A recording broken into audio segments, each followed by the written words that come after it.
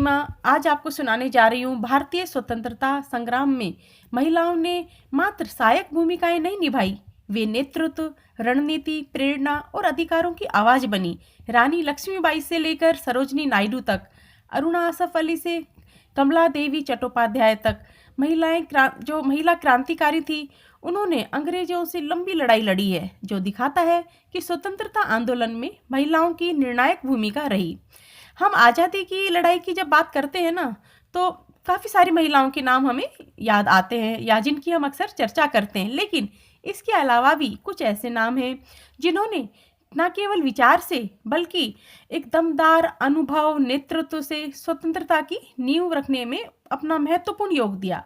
आज उन्हीं महिला क्रांतिकारी हैं, उनके बारे में मैं आपसे बात करूंगी, जो हमसे कहीं छूट गई हैं या हमने उन्हें भुला दिया है। आज़ादी की इस लड़ाई में वे एक, कहना चाहिए, स्तंभ की तरह खड़ी रही हैं। उन्होंने सामाजिक सुधार के भी कई कार्य किए हैं। इसी में मैं सबसे पहले नाम लेना चाहूँगी उषा मेहता का। सन 1930 की बात है। 1930 के दशक में जब उषा मेहता ने गांधीवादी आंदोलन में भाग लेना शुरू किया, तो उस समय भारत छोड़ो आंदोलन शुरू हो चुका था।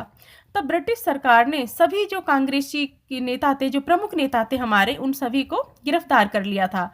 प्रेस पर भी सेंसरशिप लागू हो चुकी थी और अब जनता तक कोई सूचना नहीं पहुंच रही थी। आंदोलन की कोई सूचना हो या हमारे राष्ट्रभक्तों से संबंधित कोई भी सूचना नहीं जा पा रही थी। ऐसे समय में उषा मेहता ने हिम्मत दिखाई और उन्होंने गुप्त कांग्रेस रेडियो की स्थापना की। यह रेडियो स्टेशन मुंबई के किसी गुप्त स्थान से संचालित होता था। इस रेडियो के माध्यम से आंदोलन की जो सूचनाएं थी, गिरफ्तार नेताओं के जो भाषण हुआ करते थे, गांधी जी के विचार और ब्रिटिश दमन की जो जानकारियां थी ना, वो प्रसारित की जा रही थी। यह रेडियो अगस्त से लगभग नवंबर तक तो अच्छे से चलता रहा, इसका नियमित प्रसारण होता रहा। लेकिन ब्रिटिश सत्ता के लिए यह बड़ी सिरदर्दी या कहिए चुनौती बन चुका था। तो स्टेशन का हालांकि वो स्थान बदलते रहते थे, लेकिन एक दिन क्या हुआ कि नवंबर 1942 में ब्रिटिश खुफिया जो विभाग था, उसने रेडियो स्टेशन को खोज लिया और जो उषा देवी थी, उषा मेहता को गिरफ्तार कर लिया। इसी संदर्भ में मैं आगे नाम लेना चाहूंगी भीकाजी कामा का। भारत के बाहर भी आज़ादी के लिए काम करने वालों में से प्रमुख थी भीकाजी कामा। भीकाजी कामा ने लंदन और पेरिस में रहकर भारतीय स्वतंत्रता की अलख जगाई। उन्होंने 1947 में जर्मनी में पहली बार भारत का झंडा फहराया था और विदेशी धरती पर भारत की जो आज़ादी है उसकी मांग उठाई थी। वह वंदे मातरम और तलवार जैसे महत्वपूर्ण ये समाचार पत्र थे, क्रांतिकारी समाचार पत्र, जिनका संपादन करती थी। तो भीकाजी कामा का योगदान भी हम भुला नहीं सकते और आज के दिन उन्हें याद करना बनता है। इसके अलावा सरला देवी चौधरानी के बारे में भी शायद आपने कम सुना होगा। ये सरला देवी जी जो थी, 1910 में भारत की जो पहली महिला मंडल की स्थापना इन्होंने की थी, जो देश का पहला महिला मंडल था, जिसका उद्देश्य था महिलाओं की शिक्षा, स्वास्थ्य और सामाजिक अधिकारों को बढ़ावा देना। सरला देवी ने महिला चेतना को राष्ट्रीय आंदोलन से जोड़ा। इसी के साथ मैं बात करना चाहूंगी कमला देवी चट्टोपाध्याय का। हस्तशिल्प जो आंदोलन का एक बड़ा नाम रही है कमला देवी। ये जो रंगमंच के माध्यम से महिला शिक्षा और समाज सुधार की जो कहना चाहिए वकालत लगातार करती रही। स्वतंत्रता आंदोलन में सक्रिय भागीदारी के साथ उन्होंने कुटीर उद्योग को भी प्रमोट किया। इसी में हम अगला नाम लेना चाहेंगे स्वर्ण कुमारी देवी की।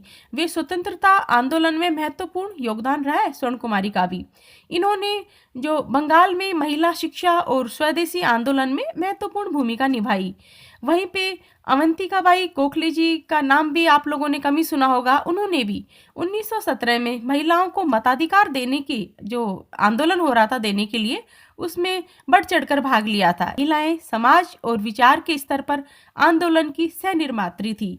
तो आपने देखा कि महिलाओं ने बढ़ चढ़कर, मतलब जरूरी नहीं है कि उन्होंने अंग्रेजों से बिल्कुल आमने सामने हथियार उठाकर लड़ाई की हो, लेकिन वैचारिक स्तर पर और लोगों में कहना चाहिए प्रोत्साहन जगाकर अपने अनुभवों से और सामाजिक सुधारों से, सामाजिक सुधार भी तो एक देश के विकास के लिए ज़रूरी होते हैं ना, तो इसमें उन्होंने अपना महती भूमिका निभाई है। आई होप कि ये छोटी-सी जानकारी आपको पसंद आई होगी। जानकारी पसंद आती हो तो चैनल को लाइक एंड सब्सक्राइब करें प्लीज़।